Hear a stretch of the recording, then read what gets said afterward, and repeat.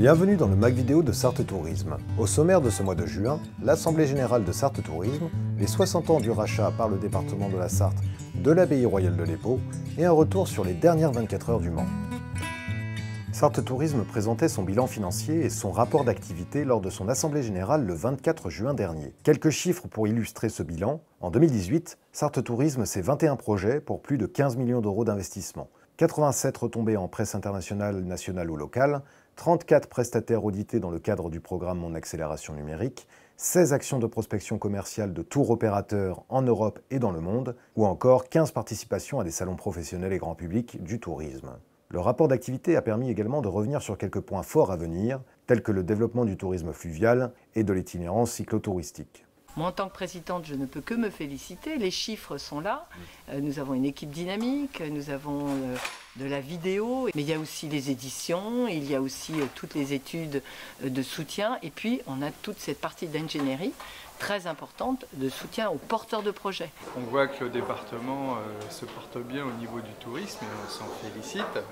Je dirais à nous de continuer sur cette performance. Sarthe Tourisme a l'avantage ou l'inconvénient d'avoir été Sarthe Développement avant.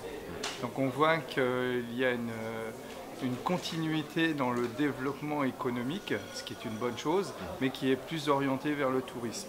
Comment je qualifie l'action de Sarthe Tourisme? Très professionnelle, avec vraiment des membres très professionnels également, très collaboratifs, toujours à l'écoute, toujours disponibles aussi également. Je trouve qu'il y a un vrai taf qui est fait à la fois sur la question d'accompagnement en fait, des pros, parce que cette volonté en fait, d'accompagner les pros sur des audits de qualité, des sites internet, et de leur donner vraiment les clés en fait, pour être meilleurs en termes de références naturelles ou sur les réseaux sociaux, je trouve ça vraiment nickel, parce que c'est vraiment important et c'est un vrai manque sur beaucoup de territoires. Et après tout le travail marketing, d'aller chercher du marché, quoi, et d'aller essayer de se connecter à des marchés émetteurs un peu intéressants.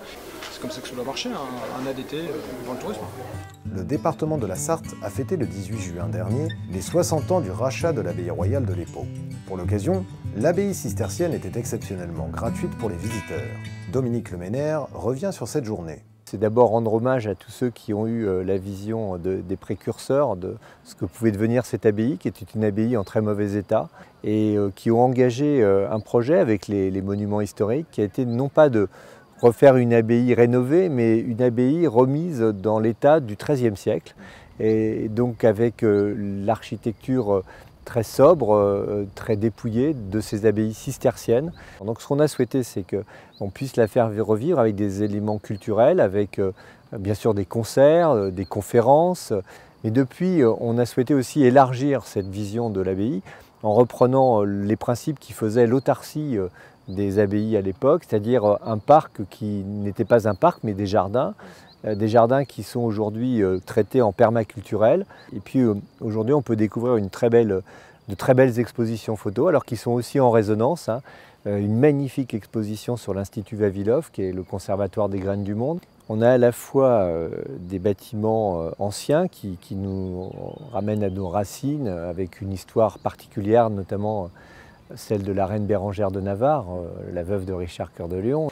Et puis le calme qu'on y trouve en étant à la fois dans ces bâtiments, dans l'abbatiale, où aujourd'hui on peut déambuler en écoutant le silence, si je puis dire, et puis ce parc où également il est possible à tous nos visiteurs de circuler tranquillement, en prenant son temps, en observant la nature, en observant la quiétude de cette abbaye. Dans une vie très mouvementée, c'est toujours important de trouver des endroits où on peut passer ces moments de quiétude.